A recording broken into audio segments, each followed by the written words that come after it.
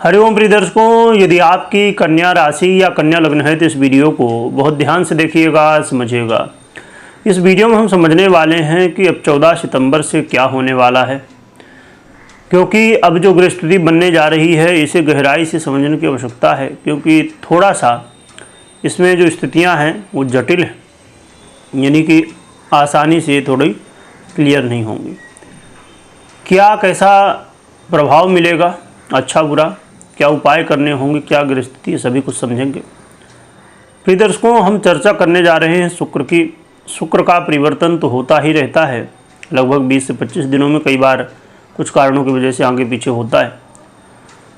परंतु ये शुक्र का परिवर्तन अब जो होने जा रहा है 14 सितंबर को, ये 9 अक्टूबर तक गोचर करेंगे सिंह राशि पर। 14 सितंबर से सिंह राशि पर गोचर करेंगे और सिंह राशि में केतु पहले से ही गोचर कर रहे हैं, जिसकी वजह से लंपट योग बनेगा और राहु की दृष्टि भी होगी। शुक्र का गोचर काल 3 नक्षत्रों पर होगा, मघा, पूर्वा फाल्गुनी और उत्तरा फाल्गुनी। मघा जो कि केतु का ही नक्षत्र है, इसमें 25 सितंबर तक गोचर करेंगे और फिर पूर्वा फाल्गुनी यानी कि शुक्र का स्वयं नक्षत्र है पूर्वा फाल्गुनी, तो ये स्वयं के ही नक्षत्र में फिर गोचर करेंगे 6 अक्टूबर तक, और फिर उत्तरा फाल्गुनी जो कि सूर्य का नक्षत्र है तो इसमें गोचर करेंगे, जो कि सूर्य के नक्षत्र में 2 से 3 दिनों तक ही सिंह राशि में गोचर करते हुए उत्तरा फाल्गुनी में, बाकी फिर रहेंगे तो उत्तरा फाल्गुनी में, परंतु कन्या में चले जाएंगे, कन्या राशि में। यहाँ पर ये जो थोड़ी, एक तो ये कि आप राहु की भी दृष्टि भी देख पा रहे हैं, सूर्य के नक्षत्र में भी जाएंगे, केतु के नक्षत्र में भी जाएंगे, स्वयं के नक्षत्र में भी जाएंगे और सूर्य की राशि में बैठे ही हैं। इसके अलावा यहाँ पर थोड़ी सी ये जो जटिलता है, यानी कि थोड़ी उलझन है, तो ये उलझन इस विषय को लेके है कि केतु और शुक्र दोनों ही ग्रह बिल्कुल विपरीत ग्रह हैं। जहाँ शुक्र सुख, सौंदर्य, लग्जरी, संसारिक चीज़ों की तरफ व्यक्ति को खींचते हैं, ये सब चीज़ें देने वाले हैं, वहीं दूसरी तरफ केतु लग्जरी हो, प्रेम हो, सुख सुविधा हो, संसारिक चीज़ें हो, इनसे दूर रखने वाले ग्रह हैं। तो दोनों ग्रहों के जो प्रभाव हैं एक दूसरे के बिल्कुल विपरीत हैं। अब दोनों ग्रह एक राशि पर होंगे और शुक्र केतु के नक्षत्र में भी होंगे, तो क्या कैसा प्रभाव मिलेगा इसको समझना बेहद आवश्यक है। देखा जाए तो कन्या वालों के लिए शुक्र भाग्येश बनते हैं और साथ में धनेश भी बनते हैं। वर्तमान में इनका जो गोचर काल है ये व्यय भाव में होगा, जो कि त्रिक भाव कहलाता है, परंतु यहाँ पर शुक्र बड़ा ही अच्छा प्रभाव देने वाले माने जाते हैं। कन्या वालों के लिए बहुत ही अच्छे ग्रह माने जाते हैं। आपके बुध के बाद शुक्र ही हैं जो कि सबसे अच्छे प्रभाव देने वाले ग्रह कहलाते हैं आपके लिए। शुक्र का ये गोचर काल आपके जीवन में विदेश को लेके बहुत ही अच्छे रिजल्ट देने वाला होगा। चाहे आप विदेश यात्रा करना चाहते हैं या विदेश में जाके नौकरी करना चाहते हैं, व्यापार करना चाहते हैं, या अन्य जो भी उद्देश्य हो आपका कहीं न कहीं विदेश से जुड़ा हुआ, वो पूरा हो सकता है। इसके अलावा यहाँ पर कई बार विदेश को लेके चिंताएं बढ़ जाती हैं, वाद विवाद की स्थितियाँ बढ़ जाती हैं या काम अटक जाता है, तो इन सब से अब इन सब में सुधार होने की संभावनाएं देखने को मिलेंगी। इसमें एक बड़ी अच्छी स्थिति है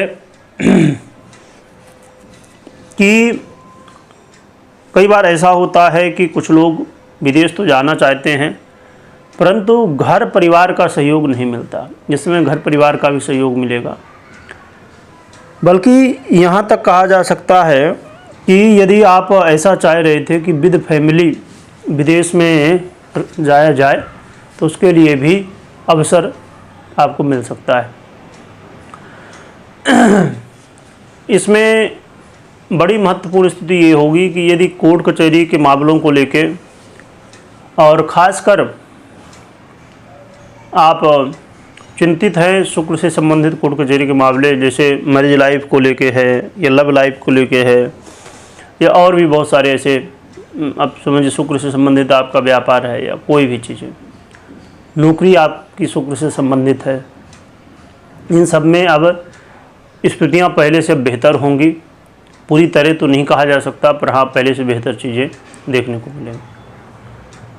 दूसरी चीज़ यहाँ पर एक ये है कि आपका व्यय भी होगा, खर्च भी होगा, बढ़ जाएगा थोड़ा सा, परंतु यहाँ पर स्थिति ये भी होगी कि कभी लगेगा कि अरे चलो खूब खर्च कर लेते हैं, जीवन में रखा ही क्या, कमा ही कहे के लिए रहें, खर्च ही नहीं करेंगे तो बस कमा कमा के रखेंगे क्या, ऐसी मन में बातें। परंतु कई बार मन जो है तो सोचेगा अरे ये सब चक्करों में क्यों पड़ना है, कहीं विदेश घूम लो, है ना, मूवी देख लो या और भी अन्य खर्चे कर लो, उससे होगा क्या, कोई मतलब नहीं। पैसा जोड़ोगे, पैसा रहेगा, काम आएगा। तो ऐसे ही मन में दोनों दुविधाएं होंगी, भैया करें ही क्या, खर्च करें कि ना करें। तो कई बार तो ऐसा भी लगेगा चलो चलो आज चलते हैं घूमने, फिर लगे अरे नहीं करना, फिर बेफालतू में खर्च होते हैं यानी कि मन थोड़ा सा कंफ्यूज रहेगा, जो कि यहाँ पर अधिक खर्च होने की संभावनाएं ज़्यादा है, क्योंकि राहु जैसे ग्रह हैं उनकी दृष्टि भी है।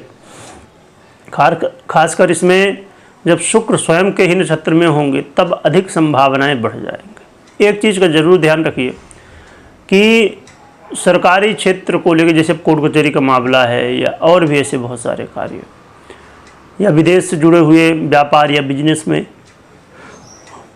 नौकरी में, यदि सरकारी लीगल कोई प्रॉब्लम है उसमें थोड़ी मुश्किलें बढ़ सकती हैं, तो आपको सावधान रहना है। अभी थोड़ी देर पहले मैंने कहा था कि कोर्ट कचहरी के मामलों में अच्छी स्थितियां होंगी, अच्छी स्थितियां होंगी, परंतु बहुत ज़्यादा नहीं, थोड़ा बहुत इसमें रिलीफ मिलेगा। परंतु यदि आपकी पर्सनल स्थितियाँ ठीक ना हो तो फिर दिक्कतें ज़्यादा देखने को मिल सकती हैं। आपको लोगों से खूब मिलजुल के रहना है, किसी से वाद विवाद नहीं करना है, और कोई भी निर्णय लेते समय या खासकर फाइनेंस को लेके विशेष सावधान रहिएगा। फाइनेंस को लेकर चिंताएं थोड़ी बढ़ सकती हैं, व्यर्थ में व्यय भी हो सकता है, तो इसको लेकर सतर्क रहना है। तो देखा जाए तो शुक्र का गोचर काल लाभ भी करवाएगा, यात्रा भी करवाएगा, परंतु थोड़ा व्यय भी करवाएगा। क्या उपाय करें जिससे अच्छे परिणाम देखने को मिले? तो उपाय के रूप में यहाँ पर सबसे महत्वपूर्ण स्थिति ये है कि आप कि जो इष्ट देवता हैं, आपके जो इष्ट देवता हों उनकी आराधना करिए। साथ में माँ लक्ष्मी के मंत्रों का या स्तोत्रों का जप पाठ कर सकते हैं, इससे आपको सहयोग मिलेगा। और कोई भी निर्णय लेना हो तो अपनी पर्सनल कुंडली विश्लेषण के बाद ही लीजिएगा। कमेंट में अपने इष्ट और माँ लक्ष्मी की जयकारा लगाइएगा और खूब स्मरण करिएगा। वीडियो देखने के लिए बहुत बहुत धन्यवाद।